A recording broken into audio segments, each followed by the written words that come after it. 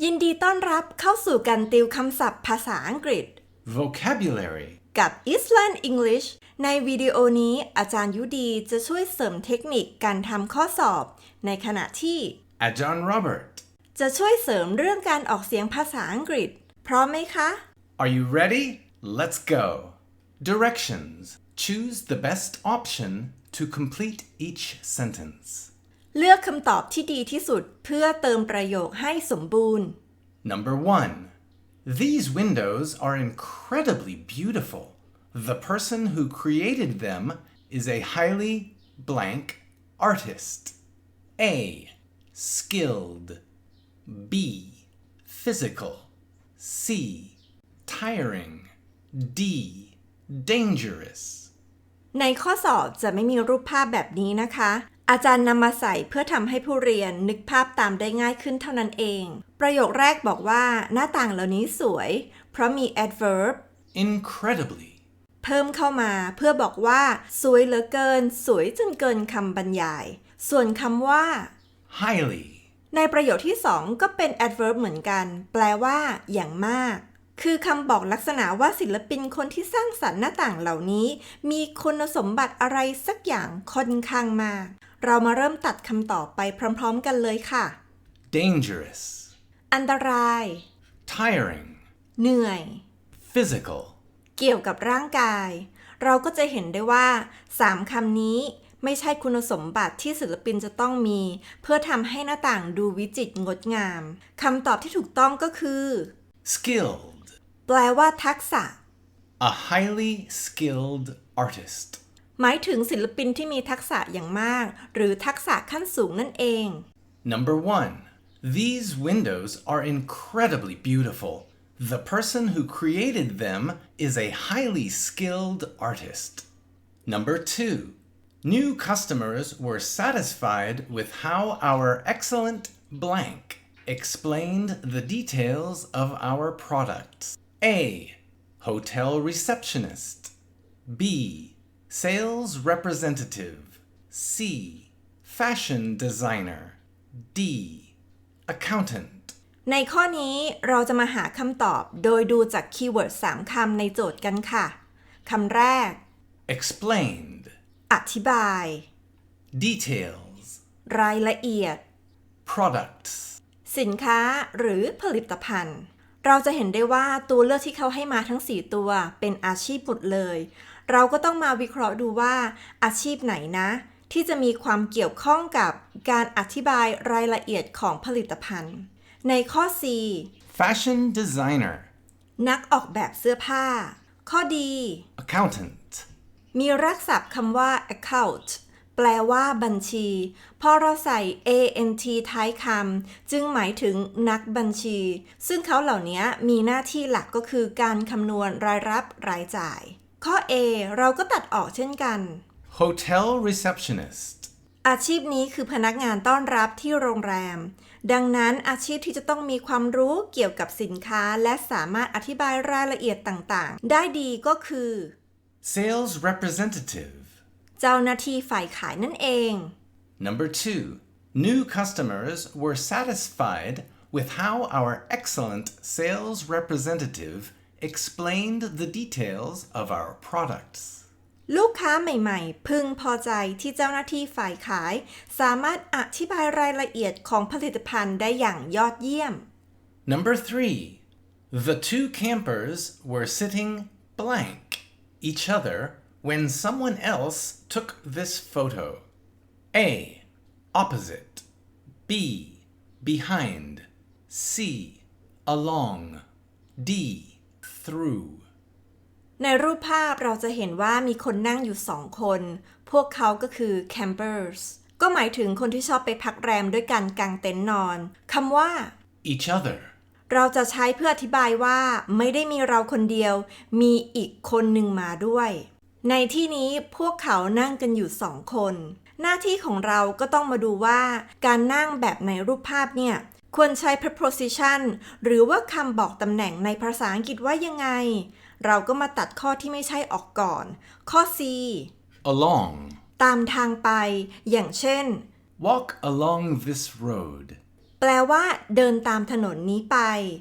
ข้อดี through, ผ่านเลยไป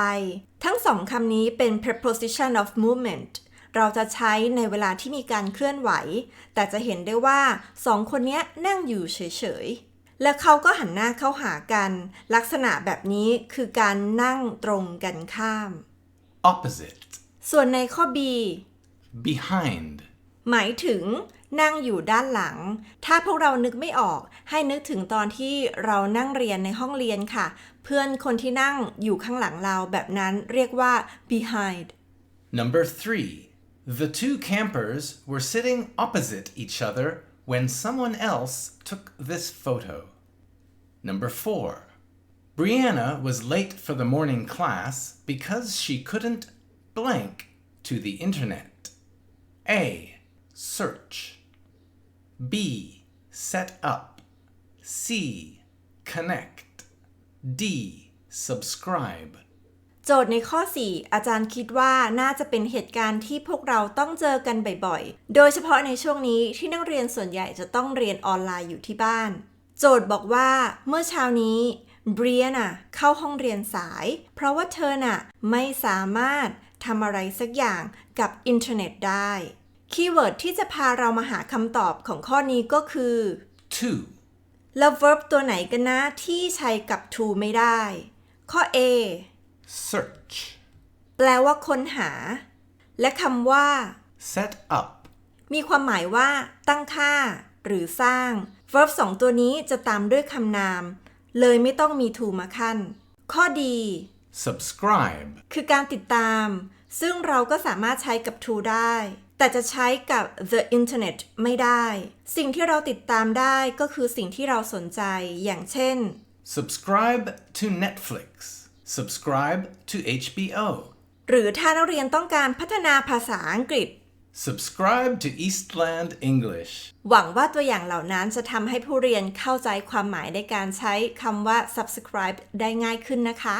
ข้อ C connect, เป็นคำตอบที่ถูกต้องแปลว่าการเชื่อมต่ออธิบายว่าที่เบรียนาเข้าห้องเรียนช้าก็เพราะว่าเธอไม่สามารถเชื่อมต่ออินเทอร์เน็ตได้ Number 4. Brianna was late for the morning class because she couldn't connect to the internet. Number 5. When you go camping in winter,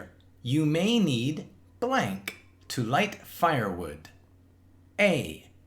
A sat nav. B. Towels. C. A gas cooker. D. Matches. โจทย์ในข้อที่ 5 บอกว่าเวลาที่พวกคุณไปเดินป่าในช่วงหน้าหนาวคุณอาจจำเป็นต้องใช้บางสิ่งเพื่อจุดฟืน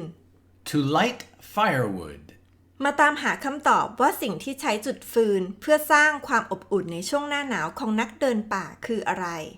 A sat nav. เข็มทิศหรือในสมัยนี้เราเรียกว่า GPS เราจะใช้ตอนที่เวลาเราเดินหลงทาง Towels. หมายถึงผ้าเช็ดตัวก็ไม่สามารถก่อให้เกิดประกายไฟได้ A gas cooker. คือเตาแก๊สนั่นเองใช้เพื่อประกอบอาหารบรรเทาความหิวของเราสรุปว่าสิ่งที่เราใช้จุดฟืนได้ก็คือ Matches. ซึ่งแปลว่าไม้ขีดไฟ Number 5. When you go camping in winter, you may need matches to light firewood. Number 6. Your laptop isn't working because the battery is dead. If you blank, it should work again. A. Charge it overnight. B. Turn it on. C.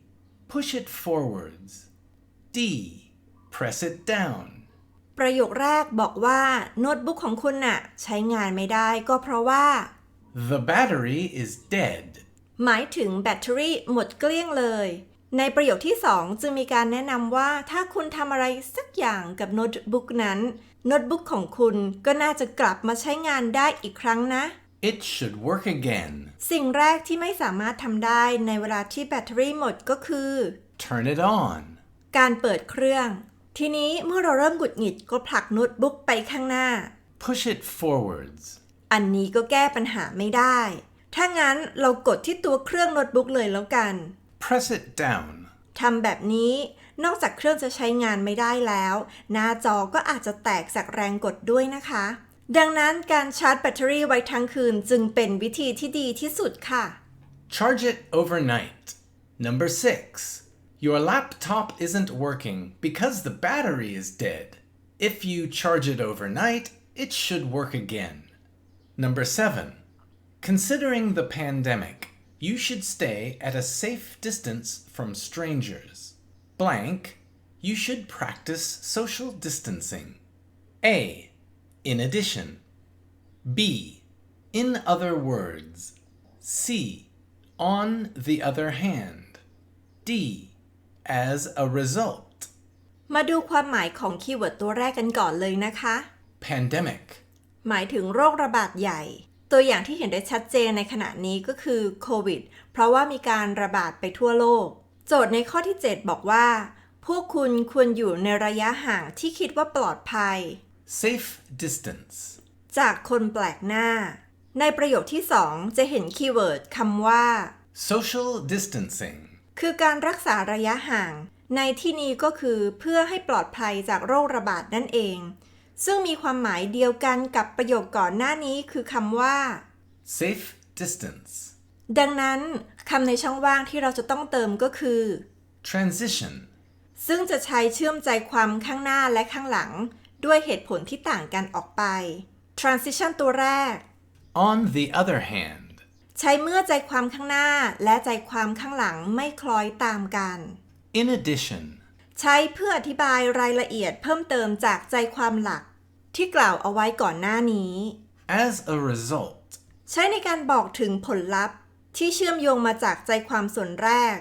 In other words. เป็นคำตอบที่ถูกต้องหมายถึงเรียกอีกอย่างหนึ่งว่า ถ้าเจอข้อสอบในลักษณะนี้ผู้เรียนจะต้องดูว่าข้อความส่วนแรกกับข้อความส่วนหลังมีความสัมพันธ์กันอย่างไรนะคะ ในข้อนี้ Safe distance. ซึ่งอยู่ในประโยคแรกและ Social distancing. ที่อยู่ในประโยค 2 มีความหมายเหมือนกันแค่เรียกแตกต่างกันเท่านั้นเอง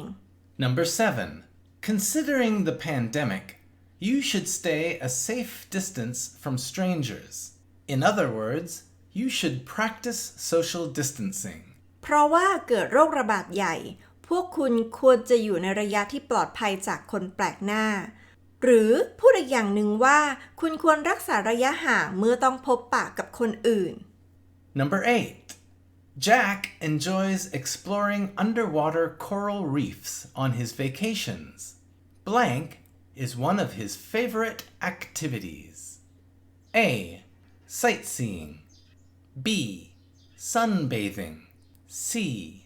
Diving. D. Hiking. จินตนาการไปด้วยกันนะคะว่าเหตุการณ์ในข้อที่ 8 นี้เกิดขึ้นในช่วงเวลาไหน Vacations. คือช่วงวันหยุดพักผ่อน บางคนก็จะไปนอนตากลมสบายๆ แต่ว่าแจ็คเนี่ยชอบทำกิจกรรมหลายอย่าง Activities. แต่กิจกรรมสุดโปรดที่เขาชอบมากๆเนี่ยก็คือกิจกรรมอะไรนะที่ต้องไปสำรวจอยู่ใต้น้ำ Underwater. ดังนั้นเราควรมาตัดกิจกรรมที่เกิดขึ้นบนบกกันก่อนเลยค่ะ Hiking. การเดินป่า Sunbathing. นอนอาบแดด Sightseeing. คือการชมวิว เราก็จะนึกถึงวิวที่เราสามารถมองเห็นได้จากยอดเขา หรือในพื้นที่ทุ่งกว้าง อย่างพวกแลนด์มาร์คเป็นต้นนะคะ สรุปว่ากิจกรรมโปรดของแจ็คก็คือการดำน้ำ Diving. Number 8. Jack enjoys exploring underwater coral reefs on his vacations. Diving is one of his favorite activities. แจ็คชอบการสำรวจดูแนวปะการังใต้น้ำในช่วงวันหยุดพักผ่อน และการดำน้ำก็เป็นหนึ่งในหลายๆกิจกรรมที่เขาชื่นชอบ Number 9. I heard that the new variant of the virus has caused thousands of deaths in a short amount of time. This news is blank. A. Interesting. B. Annoying. C. Exciting. D. Frightening. มาดูความหมายและโทนเสียงของประโยคในข้อที่ 9 เพื่อคาดเดาคำตอบกันค่ะ ฉันได้ยินมาว่าไวรัสสายพันธุ์ใหม่เป็นสาเหตุทำให้คนเสียชีวิตหลายพันคน Thousands of deaths. ในระยะเวลาอันสั้น Short amount of time. ก็จะเห็นได้ว่าเนื้อหาของข่าวนั้นเนี่ยไม่ดีเลย ใครที่รู้ความหมายของคำศัพท์ด้านล่างก็สามารถตอบได้เลย ส่วนใครที่ยังรู้ไม่ครบทุกคำก็มาเพิ่มคำศัพท์ไปพร้อมกันเลยค่ะ Interesting. น่าสนใจ Annoying. น่ารำคาญ Exciting. น่าตื่นเต้น Frightening. น่ากลัว ตอนนี้เราก็ทราบคำแปลหมดแล้วนะคะ เราก็ได้คำตอบข้อที่ถูกต้องก็คือข้อดี เพราะการสูญเสียชีวิตจำนวนนับพันคนในช่วงระยะเวลาอันสั้น ช่างเป็นข่าวที่น่ากลัวเหลือเกิน Number 9. I heard that the new variant of the virus has caused thousands of deaths in a short amount of time. This news is frightening. Number 10. This is a really cool blank. With it, I can take videos or pictures from overhead. A. Lever. B. Button. C. Gadget. D. Manual. คำบอกใบ้ที่ให้มาก็คือ สิ่งนี้สามารถใช้บันทึกวิดีโอหรือถ่ายภาพก็ได้ Take videos or pictures. จากมุมสูง Overhead. มาตามสืบกันเลยค่ะว่าสิ่งที่มีคุณสมบัติแบบเนี้ยคืออะไร Lever. มีลักษณะเป็นแท่งๆที่เราสามารถใช้เพื่อบังคับทิศทาง อย่างเช่นแฉลงที่คนงานใช้งัดเพื่อเปิดฝาท่อคำต่อไปที่ไม่ถูกต้องก็คือ Button. เป็นปุ่มที่ใช้สำหรับกด อย่างเช่น ปุ่มคีย์บอร์ด ปุ่มเปิดปิดคอมพิวเตอร์ Manual. คือคู่มือใช้งาน ซึ่งมีไว้ใช้สำหรับอ่าน คำตอบที่ถูกต้องในข้อที่ 10 ก็คือ Gadget. หมายถึงเครื่องมือช่างหรืออุปกรณ์อิเล็กทรอนิกส์ ในรูปภาพคือแกดเจ็ตทั้งหมดเลย หาเจอไหมคะว่าแกดเจ็ตชิ้นไหนล่ะ ที่สามารถใช้บันทึกวิดีโอและถ่ายภาพจากมุมสูงได้ That's a drone. A drone is a pretty cool gadget. Number 10. This is a really cool gadget. With it, I can take videos or pictures from overhead. แกดเจ็ตตัวเนี้ยมันเจ๋งมากๆเลย เพราะเราสามารถใช้บันทึกวิดีโอหรือว่าถ่ายภาพจากมุมสูงก็ได้หมั่นทบทวนภาษาอังกฤษวันละนิดช่วยกระตุ้นความคิดที่อยากจะเก่งภาษาได้นะคะ We greatly appreciate your attention. Keep learning with us. Don't forget to subscribe, like, and comment under our videos. Don't forget to click the bell. อย่าลืมกดกระดิ่งเตือนจะได้ไม่พลาดการเรียนรู้ใหม่ๆกับ Eastland English. แล้วพบกันใหม่ในวิดีโอหน้าค่ะ See you next time. See you around Bye-bye. Bye bye